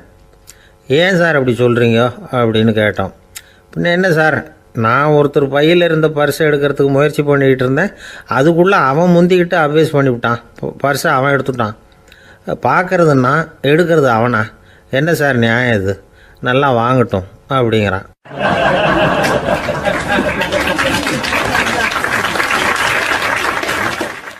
ஒரு வயசான அம்மா ஒரு நாள் ஃபோன் பண்ணாங்க. ஐயா, நான் இந்த தகவல் நிகழ்ச்சியை தினமும் கேட்குறேன், உங்ககிட்ட ஒரு கேள்வி கேட்கணும் அப்படின்னாங்க. என்னங்க அப்படின்னோம். எனக்கு சொந்தமாக ஒரு நல்ல வீடு இருக்குது, வேணுங்கிற அளவுக்கு பணமும் இருக்குது, கணவரும் ரொம்ப நல்லவர், ரிட்டையர் ஆகி வீட்டில் தான் இருக்கிறார், பிள்ளைங்கள்லாம் பெரிய பெரிய உத்தியோகத்தில் இருக்கிறாங்க, அதில் ஒருத்தன் ஐஏஎஸ்ஸு, பணம்லாம் கூட நிறைய கொண்டாந்து கொடுக்குறாங்க. அப்படி இருந்தும் என் மனசில் நிம்மதி இல்லை, வாழ்க்கையில் ஒரு நிறைவு இல்லை அப்படின்னாங்க. ஏன்னு கேட்டோம். அதைத்தான் நான் உங்களை கேட்குறேன், ஏன் அப்படி அப்படின்னு திருப்பி கேட்குறாங்க. எங்களுக்கு ஒன்றும் புரியல. கொஞ்சம் நேரம் குழம்பி போயிட்டோம். இருந்தாலும் அதை அவங்கக்கிட்ட காட்டிக்காமல் கொஞ்சம் சாமர்த்தியமாக, ஏம்மா உங்கள் மனசில் நீங்கள் ஏதோ ஒன்று எதிர்பார்க்குறீங்க, அது நிறைவேறலை அப்படி தானே அப்படின்னு கேட்டோம். ஆமாம் அப்படின்னாங்க. அதுக்கப்புறம் அவங்கக்கிட்ட கொஞ்சம் மனம் விட்டு பேசுகிறப்போ தானாக விஷயம் வெளியில் வந்தது. அதாவது அவங்க பிள்ளைங்க பெரிய பெரிய உத்தியோகத்தில் இருக்கிறதுனால அவசரமாக பார்த்துட்டு ஓடுறாங்களாம். ஆசையாக அம்மான்னு கூப்பிட்டுக்கிட்டு கிட்ட உட்காந்து கொஞ்சம் நேரமாவது என்கிட்ட பேசினா தானே என் மனசு கொஞ்சம் நிம்மதியாக இருக்கும். அது அவங்களுக்கு தெரிய மாட்டேங்குதே அப்படிங்கிறாங்க. இதுதான் அவங்களுடைய ஏக்கம். இந்த ஏக்கம் அந்த தாயின் மனசில் இருந்துக்கிட்டு இருக்குது. இப்படி மகனுடைய அன்புக்காக மட்டுமே ஏங்குற தாய்மார்கள் பல பேர் இருக்கிறாங்க இந்த உலகத்தில். இதை நினைக்கிறப்போ ஒரு வெளிநாட்டு நாடோடி கதை ஞாபகத்தில் வருது. அதாவது கடவுள் படைப்பு தொழிலில் ரொம்ப மும்முரமாக ஈடுபட்டுக்கிட்டு இருந்தாராம். மீன்களை படைச்சாராம், பறவைகளை படைச்சாராம், விலங்குகளை படைச்சாராம். அவருக்கு திருப்தி ஏற்படலை. அதுக்கப்புறம் மனிதர்களை படைச்சிருக்கிறார். அப்பவும் அவருக்கு மன நிறைவு ஏற்படலையாம்.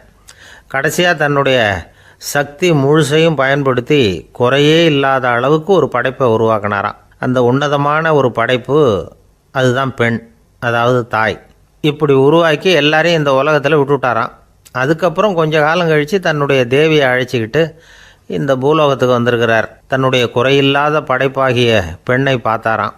ஏம்மா உனக்கு இன்னும் ஏதாவது குறை இருந்தால் சொல்லு, அதையும் நிவர்த்தி பண்ணி விடுறேன் அப்படின்னாராம். அந்த அம்மா பார்த்துருக்காங்க. சுவாமி, எனக்கு நீங்கள் கொடுத்துருக்கிறது 2 கை. என்னுடைய பிள்ளைகளுக்கு சேவை செய்கிறதுக்கு இந்த 2 கை பத்தலை. அதனால் இன்னும் ஒரு 2 கை கொடுத்தா தேவலை அப்படின்னாங்களாம். கடவுள் பார்த்தார். அதனால் என்ன, அப்படியே செஞ்சு விடலாம், இதோ அதுக்கான வரம் கொடுத்துட்டேன் அப்படின்னார். அந்த அம்மாவுக்கு இப்போ 4 கை ஆயிட்டுது. 4 கையாலேயும் குழந்தைகளுக்கு சேவை செய்ய ஆரம்பிச்சுட்டாங்க. கடவுள் திருப்தியாக திரும்பி போனார். அதுக்கப்புறம் கொஞ்சம் காலம் கழித்து மறுபடியும் திரும்பி வந்தார். தேவியோட பெண்ணை பார்த்தார். இப்போ என்னம்மா சந்தோஷம் தானே அப்படின்னாராம். அதுக்கு அந்த அம்மா, சந்தோஷந்தான், இருந்தாலும் இப்போ எனக்கு இருக்கிற 2 காலும் போதில்லை, இன்னும் ஒரு 2 கால் இருந்தால் தேவையில்லை, நிறைய ஓடி ஆடி பிள்ளைகளுக்காக வேலை செய்ய வேண்டியிருக்குது அப்படின்னாங்களாம். சரின்னு சொல்லி 4 கால் இருக்கிறது மாதிரி செஞ்சுட்டு போயிட்டார் கடவுள். மறுபடியும் கொஞ்ச நாள் கழித்து தேவி சொன்னாங்க கடவுள்கிட்ட, நீங்கள் என்ன தான் முயற்சி பண்ணினாலும் முழுமையான ஒரு படைப்பை உங்களால் உருவாக்க முடியாது, அப்படி தான் நான் நினைக்கிறேன் அப்படின்னாங்களாம். அப்படியா சொல்கிறேன், வா அந்த பொண்ணை பார்த்துட்டு வருவோம் அப்படின்னு புறப்பட்டு இங்கே வந்தாங்களாம். இங்கே வந்து பார்த்தா 4 கால் 4 கையோடு அந்த பொண்ணு ஒரு செவுத்தில் சாஞ்சி உட்காந்து அழுதுகிட்டு இருக்குது. இப்போ தேவி அந்த பொண்ணை சுட்டி காட்டி கடவுள்கிட்ட கேட்டாங்களாம், ஏங்க நீங்கள் அந்த பொண்ணுக்கு கையை கொடுத்தீங்க, காலை கொடுத்தீங்க, சரி, அந்த கண்ணீரையும் எதுக்காக கொடுத்தீங்க அப்படின்னு கேட்டாங்களாம். அதுக்கு கடவுள் சொன்னாராம், கையை கொடுத்தது நான் தான், காலை கொடுத்தது நான் தான், ஆனால் அந்த கண்ணீரை கொடுத்தது நான் இல்லை, அதை கொடுத்தது அந்த அம்மாவோட பிள்ளைங்க அப்படின்னாராம். இன்றைக்கும் அப்படித்தான் பல பிள்ளைங்க அவங்க அம்மாவுக்கு கண்ணீரை தான் கொடுத்துக்கிட்டு இருக்கிறாங்க. அம்மாவை மதிக்கிற பிள்ளைங்க தான் இன்றைக்கி நல்லபடியாக இருக்கிறாங்கங்கிறது அவங்களுக்கு தெரியறதில்ல. இந்த காலத்து பிள்ளையாண்டான் ஒருத்தன் அவங்க அம்மாக்கிட்டேயும் நல்ல பிள்ளையாக நடந்துக்குவான், மனைவிக்கிட்டேயும் நல்ல கணவனாக நடந்துக்குவான், ரொம்ப சாமர்த்தியம். ஒரு நாள் அவங்ககிட்ட கேட்டாங்க, ஏன்பா உங்கள் அம்மாவும் உன் மனைவியும் சண்டை போட்டுக்கிட்டா நீ எந்த பக்கம் அப்படின்னாங்களாம். வீட்டுக்கு வெளிப்பக்கம் அப்படின்னானான் அவன்.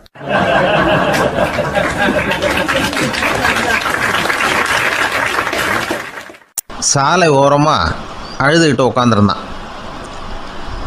பிச்சை எடுத்து சாப்பிட்ற ஒருத்தன் அந்த பக்கமாக வந்தான். இவனை பார்த்தான்.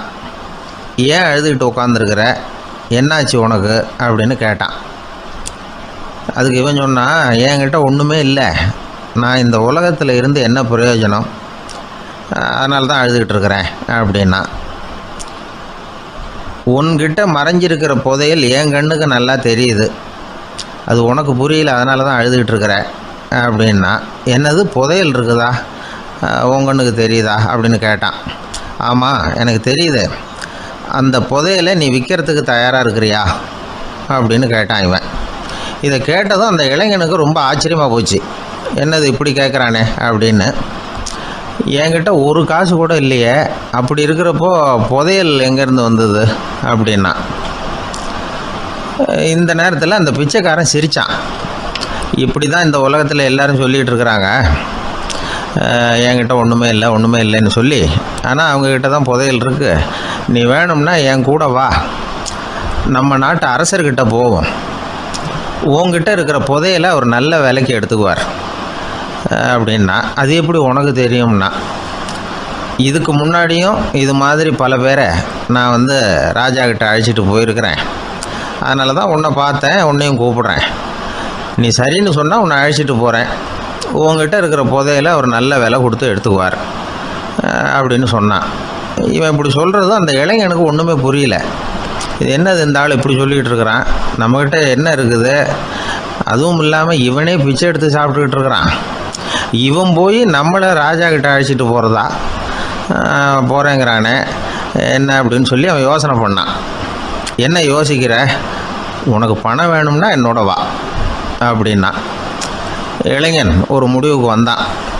சரி, இங்கேயே உட்காந்துக்கிட்டு இருக்கிறத விட அங்கேயாவது போய் பார்ப்போமே, இங்கே அழுதுகிட்டு உட்காந்துருக்கிறதுல என்ன பிரயோஜனம், ஏதோ கூப்பிட்றான் போய் பார்த்துட்டு வருவோமே அப்படின்னு சொல்லி அவன் கூட புறப்பட்டான்.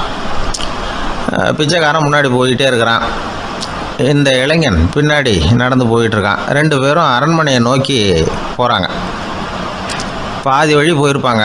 வழியில் அந்த பிச்சைக்காரன் சொன்னான், இதை பாரு, முன்னாடியே சில விஷயங்களை நாம் பேசிக்க வேண்டியிருக்கு, சரியாக தெளிவாக முடிவு எடுத்துக்கிட்டு அதுக்கப்புறம் ராஜாக்கிட்ட போகணும். ஏன்னா அங்கே போய் அது முடியாது இது முடியாதுன்னு நாம் நமக்குள்ளே சண்டை போட்டுக்கிட்டு இருக்க முடியாது. ராஜாவுக்கு விலையை பற்றி கவலையே இல்லை. எவ்வளவு சொன்னாலும் நமக்கு பணம் கிடச்சிரும். ஆனால் அதுக்கப்புறம் நான் இதை விற்கிறதுக்கு தயாராக இல்லைன்னு சொல்லிடக்கூடாது. அதனால் புதையலை விற்கிறதா இல்லையாங்கிறத இங்கேயே தெளிவாக முடிவு செஞ்சுக்கணும். இல்லைன்னா ராஜா கிட்ட போய் அங்கே போய் குழப்பிக்கிட்டு இருக்க முடியாது அப்படின்னு சொன்னான். இளைஞனுக்கு ஒன்றுமே புரியல. என்ன சொல்கிற நீ, என்கிட்டயா புதையலா, எங்கே இருக்குது அப்படின்னு சொல்லி குழம்பி போனான். இப்போ அந்த பிச்சைக்காரன் சொன்னான், இதை பாரு, இப்போ உதாரணத்துக்கு உன்னுடைய கண்களை எடுத்துக்கோ. அதுக்கு நீ என்ன விலை கேட்டுற போகிற? நான் அதுக்கு ராஜா கிட்டே இருந்து ஒரு 50,000 ரூபா வாங்கி தர முடியும். உன்னுடைய இருதயத்தை கொடுக்குறியா, 20 லட்சம் ரூபா வாங்கி தரேன். மூளையை கொடுக்குறியா, 30 லட்சம் வாங்கி தரேன். என்ன சொல்கிற அப்படின்னு சொல்லி இந்த பிச்சைக்காரன் பேசிக்கிட்டே போகிறான். இளைஞனுக்கு கோபம் வந்துட்டுது. என்ன உளர்ற, உனக்கு என்ன பைத்தியமா? கண்ணையும் மூளையையும் இருதயத்தையுமா விற்பாங்க? என்ன விலை கொடுத்தாலும் அதையெல்லாம் நான் விற்கிறதுக்கு தயாராக இல்லை, நான் விற்க மாட்டேன். அதை கொடுத்துட்டு நான் என்ன பண்ணுறது? இப்படி நான் மட்டும் இல்லை, யாருமே இதை விற்கிறதுக்கு தயாராக இருக்க மாட்டாங்க அப்படின்னு சொன்னான் அந்த இளைஞன். இவன் இப்படி சொன்னதும் அந்த பிச்சைக்காரன் வாய் விட்டு சிரிக்க ஆரம்பிச்சுட்டான். இப்போ பைத்தியமானது நானா நீயா? லட்சக்கணக்கான கோடிக்கணக்கான ரூபாய் பொறுமானம் உள்ள பொருள்களை உங்ககிட்டயே வச்சுக்கிட்டு விற்க முடியாதுன்னு சொல்கிற நீ தான் ஏழை. என்கிட்ட ஒன்றுமே இல்லைன்னு மரத்தடியில் உட்காந்து அழுதுகிட்டு இருக்கிறியே அப்படின்னு சொன்னான். இன்றைக்கி பார்த்திங்கன்னா பல பேர் தன்கிட்ட புதைஞ்சிருக்கிற ஆற்றலை புரிஞ்சிக்க முடியாமல் அவதிப்பட்டுக்கிட்டு இருக்கிறாங்க. நம்மக்கிட்ட என்ன இருக்குங்கிறது அவங்களுக்கு தெரியறதில்ல. அதனால தான் என்கிட்ட ஒன்றுமே இல்லைன்னு சொல்லி அழுதுகிட்டு இருக்கிறாங்க. இதை விளங்க வைக்கிறதுக்கு பெரியவங்க சொல்கிற கதை இது. நம்மக்கிட்ட இருக்கிற புதையலை நாம் தான் தோண்டி எடுக்கணும். உண்மையான புதையலுங்கிறது உள்ளே இருக்குது. ஆனால் அதை வெளியில் தேடுற ஆசாமிகள் தான் அதிகம். சராசரி மனித இயல்பு அப்படி. நம்மக்கிட்ட விலை மதிக்க முடியாத பகுத்தறிவு இருக்குது. அதை வச்சுக்கிட்டு வாழ்க்கையில் முன்னேறதுக்கு முயற்சி பண்ணணும். என்கிட்ட ஒன்றுமே இல்லைன்னு நினச்சி ஓரமாக உட்காந்துடக்கூடாது. முயற்சி செஞ்சால் முடியாத காரியம் எதுவுமே இல்லை. ஒரு ரயில்வே ஸ்டேஷன் பக்கம் வெளியில் ஒரு டாக்ஸி நின்றுக்கிட்டு இருந்தது. அந்த பக்கமாக வந்த ஒருத்தர் டாக்ஸி டிரைவரை பார்த்து சொன்னார், ஐயா, உங்கள் வண்டியில் பின் சீட்டில் ஒரு மணி பர்ஸு கிடக்கு, யாரோ மறந்து விட்டுட்டு போயிருக்கிறாங்க அப்படின்னார். இல்லை அது காலி பர்ஸு தான், நான் தான் அதை அங்கே போட்டு வச்சுருக்கிறேன்னார் டிரைவர். ஏன்னு கேட்டார் அவர். இதுக்கு டிரைவர் சொன்னார், அதை பார்க்குற யாராவது அதை எடுத்துக்கலாம்ங்கிற ஆசையிலையாவது சவாரிக்கு வருவாங்க, அதுக்காக தான் போட்டு வச்சுருக்கிறேன் அப்படின்னார்.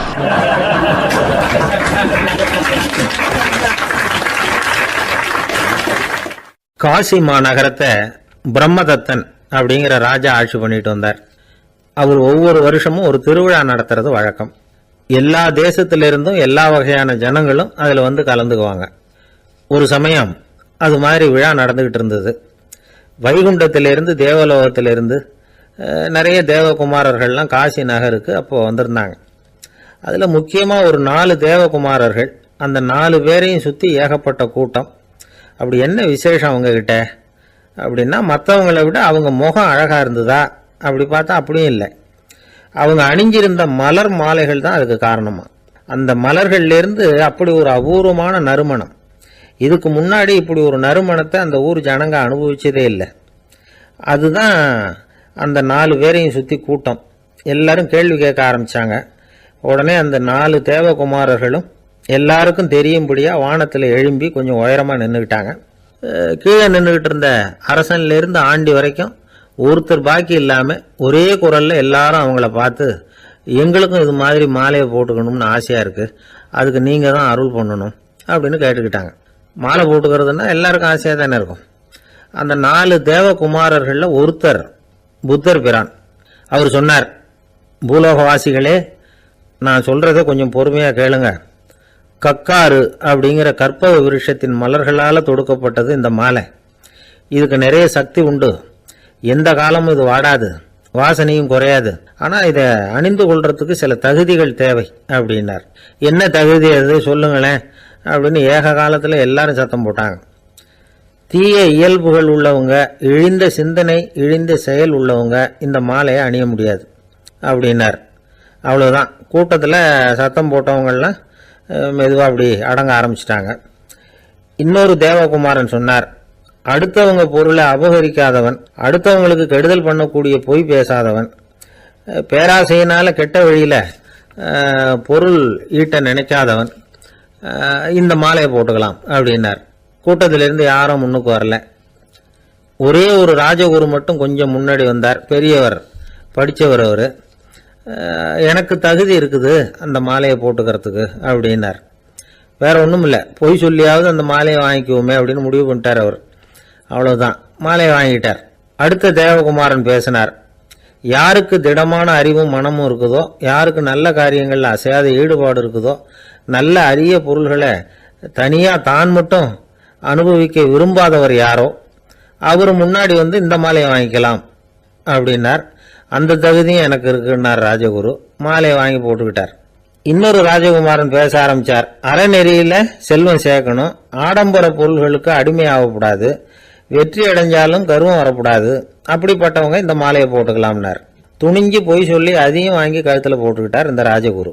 இன்னொரு ராஜகுமாரன் சொன்னார். சான்றோர்களை நிந்திக்காதவங்க, புறம் பேசாதவங்க இந்த மாலையை போட்டுக்கலாம்னார். அதையும் வாங்கி போட்டுக்கிட்டார். திருவிழா முடிஞ்சுது, எல்லாரும் திரும்பி போயிட்டாங்க. மறுநாள் ராஜகுரு 4 மாலைகளையும் போட்டுக்கிட்டு ராஜசபைக்கு வரார். வந்தவர் ரொம்ப அவஸ்தையோடு வர்றார். மாலையெல்லாம் வாடி போயிட்டுது, வாசனை எதுவும் கிடையாது. அது மட்டும் இல்லை, அவருக்கு கடுமையான தலைவலி வேற வந்துட்டுது. துடிச்சு போயிட்டார். மாலையை கழட்டவும் முடியல. ஜனங்கள்லாம் அவரை பார்த்து சிரிக்க ஆரம்பிச்சிட்டாங்க. என்னத்துக்கு ஆசைப்படணும், ஏன் இப்படி கஷ்டப்படணும் அப்படின்னு. ராஜா பார்த்தார்.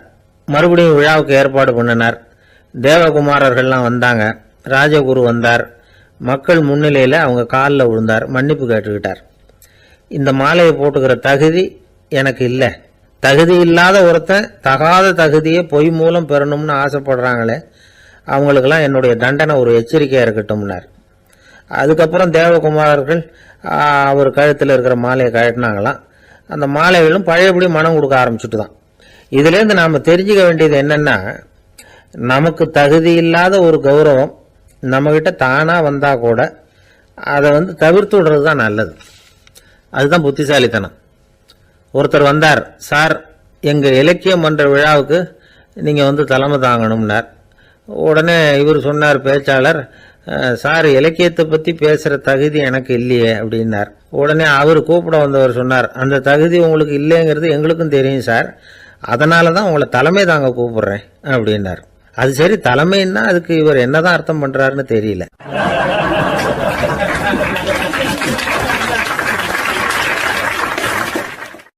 என்னை விட யோகியம் இந்த உலகத்தில் வேற யாரும் இல்லை சார் அப்படின்னார் ஒருத்தர். அவரை விட அயோக்கியன் வேற யாரும் இருக்க முடியாதுங்கிற முடிவுக்கு கேட்டவங்க வந்துட்டாங்களாம். மனுஷனுக்கு இருக்கிற ஒரு மிகப்பெரிய குறையே தன்கிட்ட இருக்கிற குறை அவனுக்கு தெரியாமல் போகிறது தான். ஆனால் அடுத்தவங்கிட்ட இருக்கிற குறை இவனுக்கு தெளிவாக தெரிஞ்சிடும். ஒரு ஒட்டகம் ஒரு கொக்கை பார்த்து ஒரு கேள்வி கேட்டுதான். என்ன கேள்வி தெரியுமா? உன் கழுத்து ஏன் இப்படி வளைஞ்சி போயிருக்குது அப்படின்னு கேட்டிருக்கு. இதுக்கு உடம்பே வளைச்சல். இது போய் கொக்கை கிண்டல் பண்ணுது. இன்னைக்கு மனித சுபாவமும் கிட்டத்தட்ட இப்படித்தான் இருக்குது. இந்த உலகத்தில் குறையில்லாத மனிதர்கள் யாரும் கிடையாது, நாம உள்பட.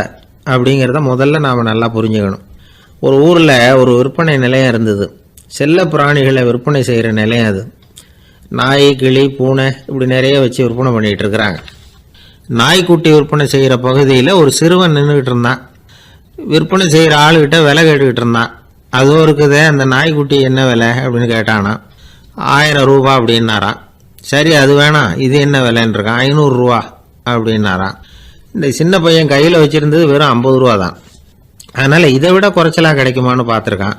அந்த கடையில் ஒரு மூலையில் சரியாக கவனிக்கப்படாமல் ஒரு நாய்க்குட்டி படுத்து கிடந்தது. பாவமாக கத்திக்கிட்டு இருந்தது. அதை பார்த்ததுமே இவனுக்கு அது ரொம்ப பிடிச்சி போச்சு. உடனே அந்த கடைக்காரரை பார்த்து, அதுவும் அந்த மூலையில் படுத்து கிடக்குதே, அந்த நாய்க்குட்டி என்ன விலை அப்படின்னு கேட்டிருக்கான். தம்பி, அது ஒரு கால் ஊனம், அதனால் அது உன்னோட குதித்து விளையாடவோ ஓடுறதோ அதால் முடியாத காரியம் அப்படின்ட்டுருக்கார் அவர். அது தெரிஞ்சுதாங்க கேட்குறேன், அதோட விலை என்ன, அதை மட்டும் சொல்லுங்களேன் அப்படின்ட்டுருக்கான். தம்பி, இது கால் ஊனம் உள்ள ஒரு நாய். இதை போய் காசு கொடுத்து வாங்கிறதுக்கு யாராவது பிரியப்படுவாங்களா? இதை நான் உனக்கு இலவசமாகவே தர்றேன், எடுத்துகிட்டு போ அப்படின்னாரான். இதை கேட்டதும் அந்த சிறுவனுக்கு கோவம் வந்துட்டு தான்.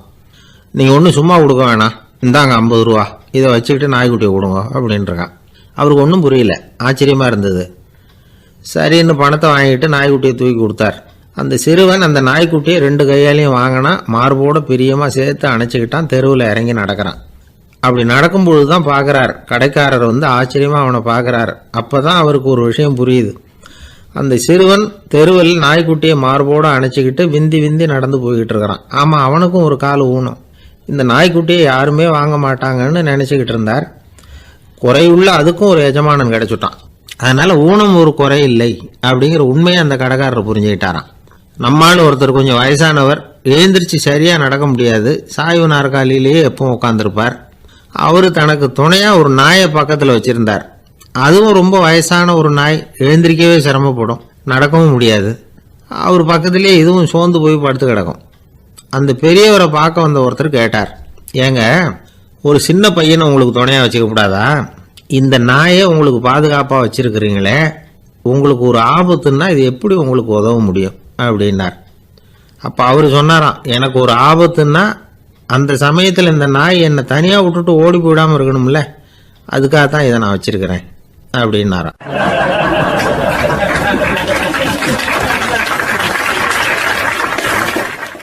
ஒரு தீக்குச்சி தீப்பெட்டியை பார்த்து கேட்டுதான், நாம் 2 பேரும் தானே உரசிக்கிறோம், ஆனால் நான் மட்டும் தீ பிடிச்சி எரிஞ்சு போகிறேன், நீ அப்படியே இருக்கிறியே அப்படின்னு தான்.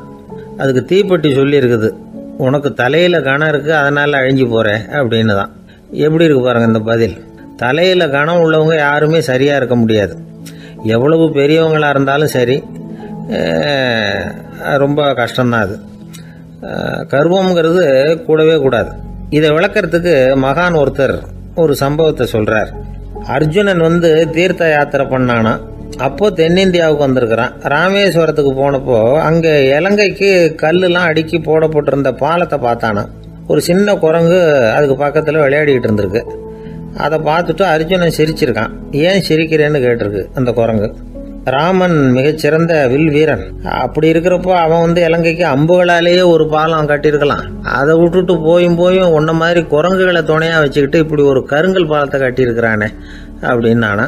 அம்புகளால் பாலம் கட்ட முடியுமா அப்படின்னு கேட்டுதான் குரங்கு. ஏன் முடியாது, என்னால் முடியுமேன்னு இருக்கான் அர்ஜுனன். அம்பால் பாலம் கட்டலாம், இருந்தாலும் என்ன மாதிரி குரங்குகள் ஏறி நடந்தா அது தாங்குமா? அதனால தான் ராமர் கருங்கல் பாலமே கட்டினார் அப்படின்றது குரங்கு சொல்லிச்சான். அப்படியே சொல்கிற, நான் வேணும்னா இப்போ அம்புகளாலேயே ஒரு பாலத்தை கட்டுறேன், நீ அது மேலே ஏறி நடந்து பார். பாலம் விழுந்துட்டுதுன்னா நான் தீ மூட்டி அதில் குதித்து உயிர் தியாகம் பண்ணி விடுறேன் அப்படின்னு நான் ரொம்ப கோபமாக.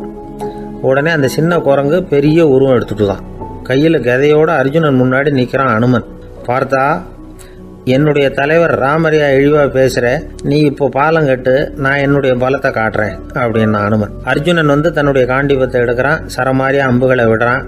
அதெல்லாம் ஒன்றோட ஒன்று கோத்துக்கிட்டு அப்படியே பாலம் மாதிரி நிற்கிது. அர்ஜுனன் தலை நிமிர்ந்து நின்னான். அனுமன் உயர கிளம்பி அங்கேருந்து பாலத்தில் பொத்துன்னு இறங்கினான். பாலம் அப்படியே நொறுங்கி போச்சு தூள் தூளா. என்ன அர்ஜுனா, இப்போ என்ன செய்ய போகிற அப்படின்னு நான் ஏளனமா. அர்ஜுனன் தலையை தொங்க போட்டுக்கிட்டான். சொன்னபடி தீ மூட்டி அதில் குதிக்கிறதுக்காக 3 தடவை சுற்றி வந்தான். அப்போது கிருஷ்ணர் அங்கே வந்தார். என்ன அர்ஜுனா, என்ன நடக்குது, என்ன இது அப்படின்னு ஒன்றும் தெரியாத மாதிரி கேட்டார். அர்ஜுனன் வாயை திறக்கிறதுக்கு முன்னாடி அனுமன் வாயை திறந்தான், நடந்ததை சொன்னான். அர்ஜுனன் சவால் விட்டபடி உயிர் திறந்தே ஆகணும்னா அனுமன். கிருஷ்ணர் யோசனை பண்ணார், நல்லது, இந்த சவால் விட்டதுக்கும் நடந்ததுக்கும் யார் சாட்சி? பெரிய ஒருத்தரை சாட்சியாக வச்சுக்கிட்டல்லவா நீங்கள் இந்த போட்டியை நடத்தியிருக்கணும் அப்படின்னார். அதனால் என்ன, இப்போ மறுபடியும் அந்த போட்டியை நடத்தி விட்டா போச்சு, என்னால் அந்த அம்பு பாலத்தை நொறுக்க முடியாதா அப்படின்னு அனுமன். சரி, இப்போ மறுபடியும் அது நடக்கட்டும்னார் கிருஷ்ணர். அர்ஜுனன் அம்பு பாலம் அமைச்சான். அனுமன் ஏறி குதிச்சான். பாலம் அசைஞ்சு கொடுக்கவே இல்லை, அவ்வளோ உறுதியாக இருக்குது. இப்போ அனுமன் தலையை குனிஞ்சுக்கிட்டான். அர்ஜுனன் நன்றியோடு நிமிர்ந்து பார்த்தான். கிருஷ்ணருடைய தோள்கள்லேயும் முதுகள்லேயும் ரத்தம். என்ன சுவாமி, என்ன நடந்ததுன்னு நான் பதறி போய், உன் அம்பு பாலத்தை நான் தான் முட்டு கொடுத்து தாங்கிட்டு இருந்தேன். அனுமன் குதிச்சப்போ என் மேலே ஏற்பட்ட காயங்கள் இவை. பின்ன உன்னுடைய அம்பு பாலத்தினாலேயா பாலம் நின்றுதுன்னு நினைக்கிற அப்படின்னாராம். முதல்ல அர்ஜுனன் அப்புறம் அனுமன் 2 பேருக்குமே கர்வ பங்கம் ஆயிட்டு தான். அதாவது அவங்க கிட்ட இருந்த கர்வம் போயிட்டுது. யாரா இருந்தாலும் கர்வம்